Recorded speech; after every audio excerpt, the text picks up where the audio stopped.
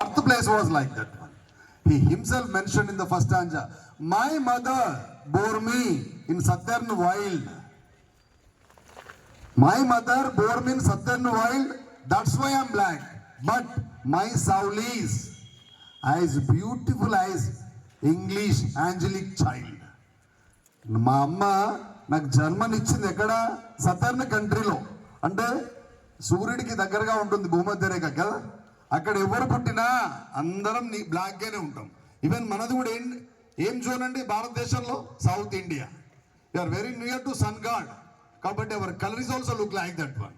నేను అమెరికాలో పడితే ఇంకా చాలా స్మార్ట్గా ఉంది, యూరోపియన్ కంట్రీస్లో పడితే చాలా వైట్గా ఉందండి.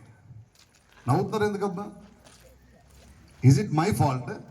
నాకేమన్నా కలర్ చాయిస్ ఇచ్చాడా దేవుడు? మా అమ్మ ఇచ్చిందా? లేదు. వై యు ఆర్ లాఫింగ్ రే? ఎందుకు సార్? కదా, because my birth place was like that one. If I were born in European countries, definitely I would have been very smart. Definitely I would have been blessed with handsome, beautiful men across the universe. Award definitely will touch me. అందుకే అంటాడు, నేను పుట్టింది ఆ ప్రాంతంలో, కానీ నా మనస్సు అందమైన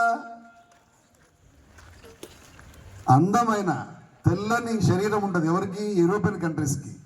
వాడు ఎంత తెల్లగా ఉంటాడో, తెల్లగా ఉన్న వాళ్ళంతా అందంగా ఉండరండి. కొంతమంది గలీజ్ పాడేస్తారు కదా, కోతిలాగా ఉంటారు కదా. అందులో కూడా బ్యూటిఫుల్ యాంజలిక్ చైల్డ్ అంట. అందంగా ఉన్నటువంటి ఆ తెల్లని పిల్లవాని శరీరం ఎంత తెల్లగా ఉంటుందో అంత తెల్లడిది నా మనస్సు అని చెప్తున్నాడండి ఆ మహానుభావుడు. కాబట్టి మీ మనసు అలాంటిది ఉండాలా, సక్సెస్ కావాలా భవిష్యత్తులో. Definitely I hope. Please sit down అన్న, sit down all of you.